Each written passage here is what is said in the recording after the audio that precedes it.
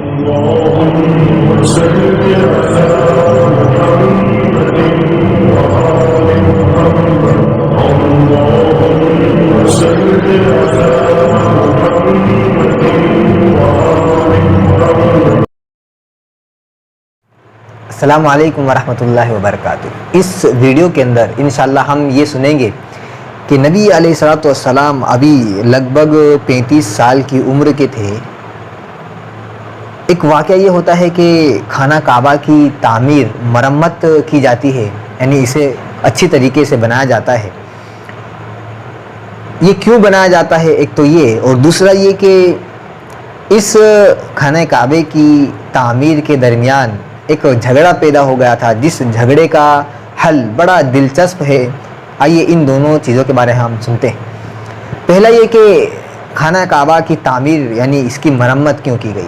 اس وجہ سے کہ خانہ کعبہ کی جو لمبائی تھی اس دیوار کی لمبائی زیادہ نہیں تھی، 9-10 ہاتھ کے قریب تھی، اور اس کے اوپر جو چھت ہوتی ہے وہ اس کی اوپر والی چھت بھی نہیں تھی. اسی وجہ سے کچھ چوروں نے اس سے فائدہ اٹھا کر اس کے اندر رکھا ہوا مال لوٹ کر چوری کر لے کر چلے گئے تھے. خانہ کعبہ کی مرمت کو بہت وقت ہو چکا تھا، بہت عرصہ گزر چکا تھا، اس وجہ سے اس کی دیواریں پھٹ چکی تھی. اور ایک واقعہ یہ بھی ہوا تھا کہ اسی سال سیلاب بھی آیا ہوا تھا، جس سیلاب کا سیدھا رخ خانہ کعبہ کی طرف ہی تھا.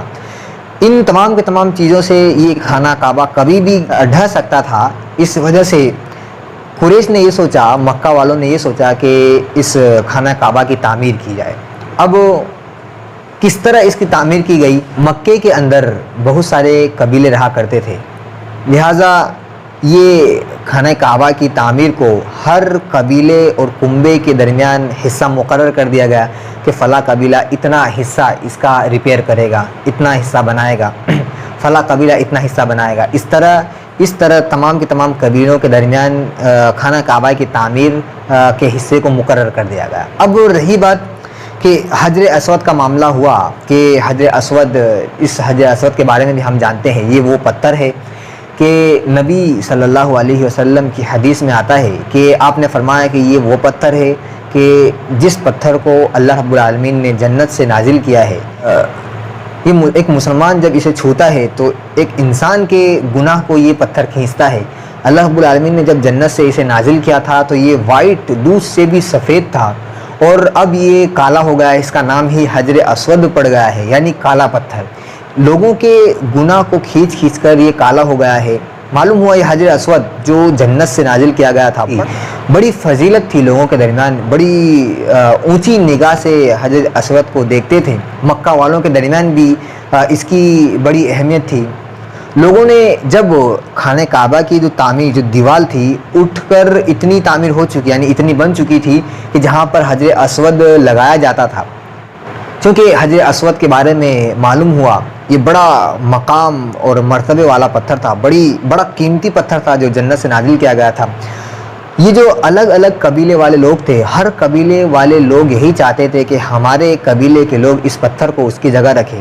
یہ جو معاملہ تھا، یہ جھگڑا تھا، شدت اختیار کرتے چلے گیا. یعنی اس جھگڑے کے بارے میں یہ جھگڑا بڑھتا چلا گیا، یہاں تک کہ 4-5 دن اس جھگڑے کے اندر نکل چکے تھے. اب کیا ہوا کہ یہ جھگڑا اس قدر پہنچنے والا تھا کہ خانہ کعبہ کے اندر ہی خون خرابہ ہو جائے، اس قدر تک پہنچ چکا تھا معاملہ. اب ایک انسان نے یہ کہہ کر حل نکالا کہ جو اگلی صبح سب سے پہلے خانہ کعبہ کے اندر آئے گا اسی کے حوالے اس کا فیصلہ کر دیں گے. یعنی وہ شخص جو کہے گا اس خانہ کعبہ کے اندر اس پتھر کو، حجر اسود کو رکھ دیں گے. لہٰذا یہ معاملہ طے ہو گیا تھا. اب لوگ یہ دیکھ رہے تھے کہ کون انسان سب سے پہلے آتا ہے. جب صبح ہوتی ہے سب سے پہلے جو داخل ہوئے خود ہمارے نبی صلی اللہ علیہ وسلم ہی داخل ہوئے تھے. ابھی نبی علیہ الصلوۃ والسلام نبی بنا کر نہیں بھیجے گئے. کیونکہ آپ کی عمر ابھی 35 سال ہی کی تھی. نبی علیہ الصلوۃ والسلام کو نبی بنایا گیا تھا 40 سال کی عمر کے اندر. 35 سال کی عمر کے اندر یہ معاملہ پیش آیا تھا.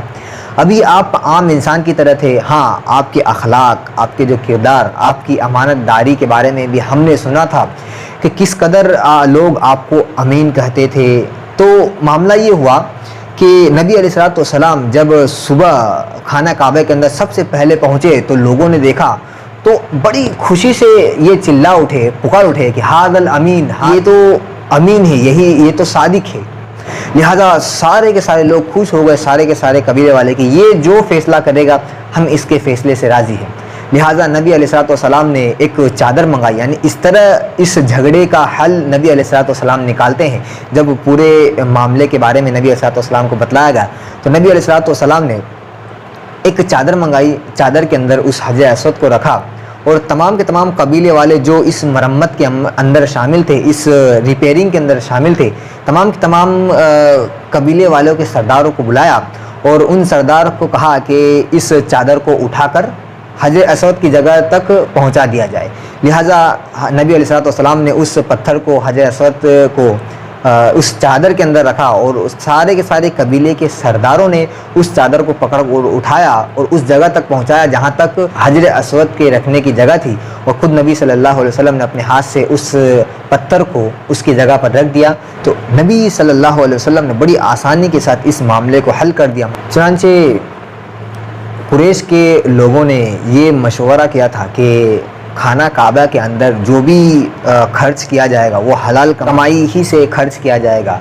لہذا جب انہوں نے بنانا شروع کیا تو حلال کمائی کم پڑ گئی تھی، تو انہوں نے 6-7 ہاتھ خانہ کعبہ کی جو جگہ تھی اسے چھوڑ دیا، جو آج کے زمانے کے اندر حتیم کا حصہ کہلاتا ہے، جو کہ ایک خانہ کعبہ کا ہی اصل میں حصہ ہے۔ تو معلوم ہوا ہمیں اس ویڈیو کے اندر دو چیزوں کے بارے میں نبی صلی اللہ علیہ وسلم نے کس طرح بالکل آسانی کے ساتھ اس معاملے کو حل کر دیا۔ السلام علیکم ورحمۃ اللہ وبرکاتہ۔ اللهم صل على